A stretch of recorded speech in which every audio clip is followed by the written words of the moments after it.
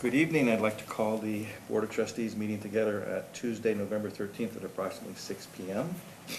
In order for everyone to hear our enlightened discussion, please silence any noisemakers you may have. Would you please join me in pledge of allegiance? Pledge allegiance to the flag of the United States of America and to the republic for which it stands, one nation, under God, indivisible, with liberty and justice for all.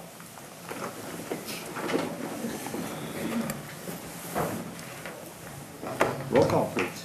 Baker? Here. Bell? Here. Berto? Here. Duffy? Here. Lino? Here. Kadako? Here. Zashki? Here. Approval of the agenda as published. So moved. Second? All in favor? Aye. Approval of the minutes as published from the November 1st meeting. I will make that motion. I'll second. Any changes, comments, Additions, deletions? all in favor?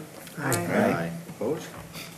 Comments and correspondence. Does anybody in the audience care to make a comment about a non-agenda item? Correspondence. There's none that I'm aware of. Does anybody care to add any correspondence that they might have received? Item number 1, discussion regarding a proposal from Synergy Heating and Cooling for high-back maintenance at the Sister Bay Fire Station. Consider motion for action. Starting page 11. I'll make that motion to get things rolling. Second? Discussion, questions?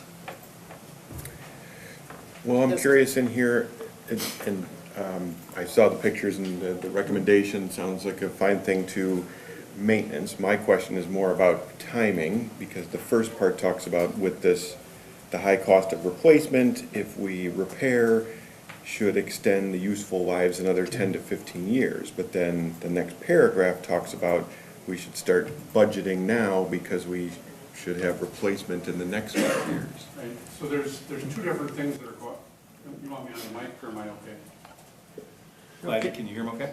Yeah, I'm okay, Okay, so, are you all right if I do? Yeah. Okay. Go ahead. So there's two different discussions that are going on in two different proposals, right? There's a replacement of everything, and then there is a repair of some of the equipment and replace some of the equipment. What we asked them to do is formalize a maintenance contract, and we looked at a bunch of different vendors, and we put that in your packet.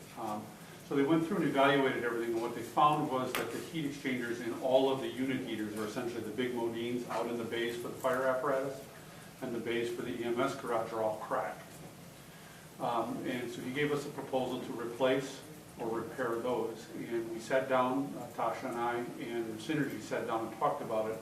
And ultimately, it was his recommendation to repair, not replace those units, because there isn't anything more efficient or that's going to last longer. We'd essentially be replacing with in kind. So by replacing the unit heater heat exchangers, he believes they'll last another 10 to 15 years with proper maintenance. Some of the issues that we had with them was we were running on low gas pressure, and our maintenance, truthfully, in the past has been a little bit hit and misses. We were doing it mostly in-house with in-house people who were HVAC people who could do it when they had time. We've kind of formalized the maintenance plan. So that's kind of the emergent need. Right now, we have cracked heat exchangers on all the unit heaters. They evaluated the furnaces for what we would call the administrative side of this section and the living side there, which are 7 individual typical forced air furnaces similar to what you have in your home. They continue to be under warranty till 20 years, the heat exchangers. So they've got about another 4 to 5 years. So what he is saying is if we can replace a heat exchanger on those units due to failure in the next 4 to 5 years under warranty, we'll do that.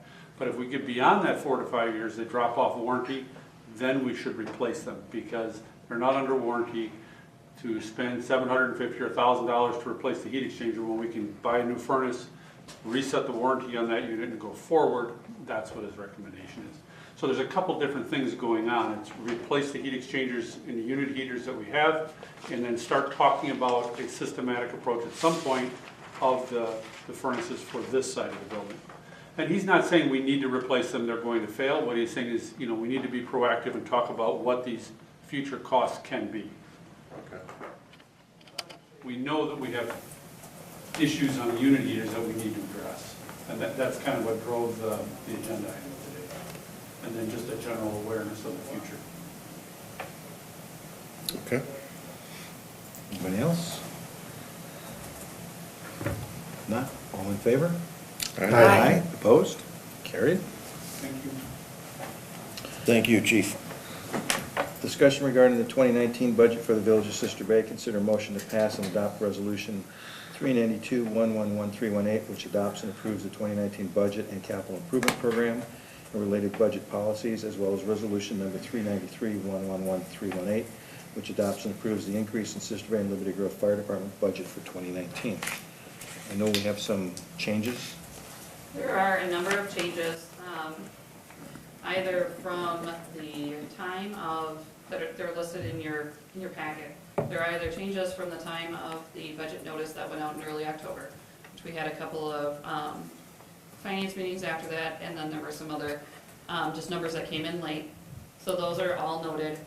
And then based on the November 1st meeting, we had a couple of changes.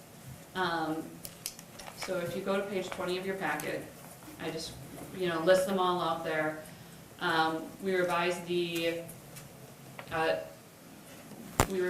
room tax up a little bit to $184,200. The room tax has increased around 4.98%, so between 4.5%, 5% consistently. And we applied that to the fund balance in the debt service area. We also revised, based on the November 1st meeting, the SBAA contribution, which was revised to be 38% of the prior year's room tax. So for 2019, that would be 38% of the 2018 room tax that comes in. Also, based on discussions at the November 1st meeting, TID accounts were revised. We had a land contract going through. It looks like that timeline is going to shift a little bit, so only one payment will be received in 2019 rather than two. Another revision in TID 1 was an capital outlay for the Stony Ridge project, $48,750 for road surface construction. This is the first lay of the road up in the Stony Ridge area. And then I also, to help the general fund out, and based on the changes that we saw, reallocated some of the tax revenue. I decreased $10,000 of the tax revenue that was going to the debt service fund. And that was just gonna filter through to fund balance and sit there. And I reallocated that back to the general fund to compensate for some of the other expenditures that were noted prior. And so that helps out the general fund's fund balance. So in the end, what we're looking at is no change in the property tax mill rate, no change in the levy from what was proposed back in early October. That's all staying the same. But the general fund balance, what we're seeing right now, will be end in 2019 at 24.71%, just a shade under that 25% that we're targeting. All other fund balances look fairly healthy. There is a reserve for TID 2 because that will be negative fund balance until that starts producing some tax increment and producing some revenue. So otherwise, really no changes to what you saw 2 weeks ago. So, anyone have any questions?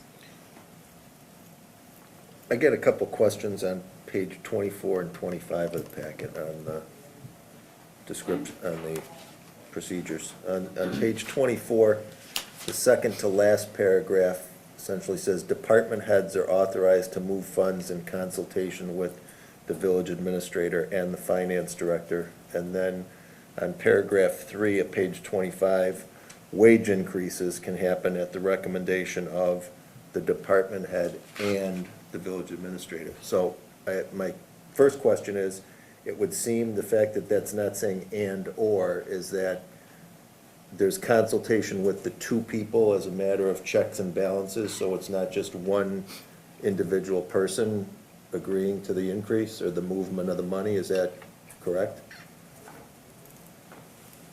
Well, okay, so The way I read that is The way- essentially you need, in each of those instances, you need two of those people to agree with whoever brings, if a department head comes in, the department head has to consult with both the administrator and the finance director to move funds. That's what it sounds like to me. Okay, so when we're talking about within a section of the budget, those sections are narrowly defined. So when you look at the general fund budget, you see personnel expenses, indirect employee expenses, utility, supplies, maintenance, services, all of those are different sections. So it would be, you would have to have a budget amendment to move funds from, say, service expenditures to personnel expenditures. Those are two separate sections. Okay.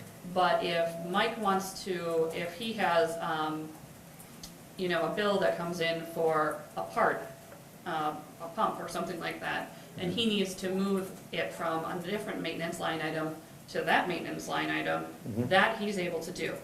As long as he consults with the finance director and we say, yeah, I don't see any other outlays, it looks like that's gonna be fine, and your overall section line item is okay, yeah, he can do that. So that, I Okay, guess so that's that's- where my question comes in. Right, that's 'Cause that- number 24. The way you're explaining that means the village administrator and/or the finance director. The way it's written makes it sound like you gotta have both of those people in agreement that it's okay. And I'm just trying to and one of the reasons I wanna clarify that is with the other one as well is, if it's an and/or, then I think it should say and/or.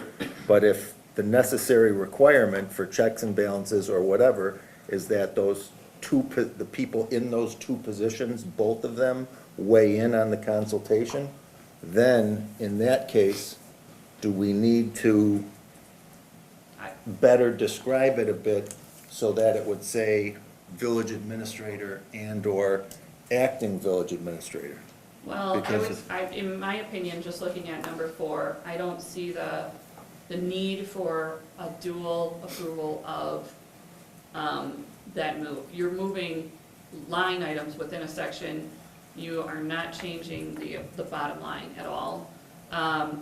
And nor can you really do too much with that. I think that would be fine to just say and/or village administrator and/or finance director. So I Okay. can understand that. Looking at policy, I think you're looking at policy number 8. Yeah. The The board village- will also from time to time consider wage increases for meritorious service at the recommendation of the department head and village administrator. Okay, so that relates to our budget process. So that is in here because each year we want to look at each employee's salary and or wage. And the village administrator and the department head or the department head would make a recommendation to the personnel committee. It's generally going to be the department head and the village administrator making that agreed upon recommendation. I can't see any reason where a department head would want to overrule the administrator on that kind of thing. So I think it's fine that says and, it would go through our entire budget process, so, And ultimately through the board. and ultimately through the board, so. Does Thank that you. answer your question? Yep. Okay. So do you want to we haven't made a motion yet on the budget, but if we want to make a motion to the budget, you could include altering, what was it, An policy? amendment to budget policy number 4? Policy number 4. Yes. You want to make the I motion? will make that motion that we amend that to say and/or the finance director. Is there a second to the amendment? I'll second it. Okay. Other discussion?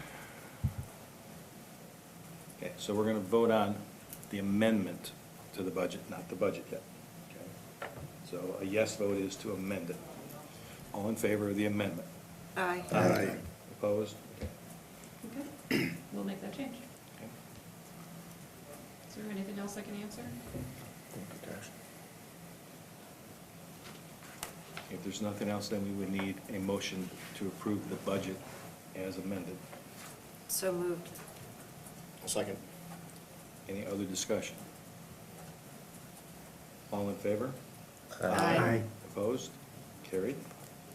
Thank you. Item number 3, discussion regarding the recommendation of the Utilities Committee. I'm sorry, by the way, let me back up. Need to thank Tasha, need to thank Janelle, Yes. Heidi, everybody in the office, the department people, department heads that have worked very hard for many, many months to put this budget together, and all the individual committees that have worked on all this budget process. So in 2 months, we can start over again. This is true. You can relax for a couple. Thank you. Could you address each of the resolutions? Because we do have to send a copy of the minutes with the resolutions with the levy limit worksheet. I'm sorry, say that again? Each of the resolutions regarding the budget, so there was one for the budget, which you just passed the budget, but it's under resolution 392? Oh, so you want it separately? Yeah, and the fire department has to be a separate A separate, okay. one. Okay, so I would say we just approved Resolution 392-111-318, Yes. Budget Capital Improvement Program and related budget policies. Okay, that was approved. Yes. Okay. Then we need a separate motion 393. for 393-111-318, adopting the increase in Sister Bay Liberty Grove Fire Department budget for 2019. Would somebody care to make that motion? So moved. I'll second it. Any discussion? All in favor? Aye. Opposed? Carried. Thank you. Discussion regarding the recommendation of the Utilities Committee that Robert E. Lee and Associates' proposal for an engineering study for a wastewater treatment plant and SCADA system upgrades in the amount of $34,900 be accepted. Consider motion for action if appropriate. Okay, the board report from Mike was included in the packets. He's here and he can explain any questions you guys have or answer any questions you have. I will make that motion. I'm assuming Utility Committee weighed in on all this? Okay. Is there a second? Lively conversation. I'll second. Second, one thing I want to mention to Mike, I'm assuming the SCADA system will probably potentially touch those dry pairs you get from Frontier. I would encourage you to look at those as going away, because I'm pretty sure they're going to be going away. We're doing, Okay. we have like the cheapest in the world because we pay like $3 a line, Yeah, and that's, which nobody believes except if they look at our bills, but we are looking at either radio or internet. sure, Because we figure that's gonna happen. yeah. Any other questions or discussion? All in favor? Aye. Opposed? Carried. Are we here already? Consider a motion to convene an executive session pursuant to Wisconsin statutes 19.851G to confer with legal counsel for the governmental body who is rendering oral or written advice concerning strategy to be adopted by the body with respect to litigation in which it is or is likely to become involved. Wisconsin statutes 19.851E to deliberate and negotiate the purchase of public properties, invest in public funds, or conduct other specified public business whenever competitive or bargaining reasons require closed session. And Wisconsin statutes 19.851C to discuss personnel and employee benefits. Motion by Lino. Second. Roll call vote. Lino, yes. Berto, Baker. yes. Duffy, yes? Yes. Karanka, yes. Zashki, yes. Baker, yes. We are now in closed session.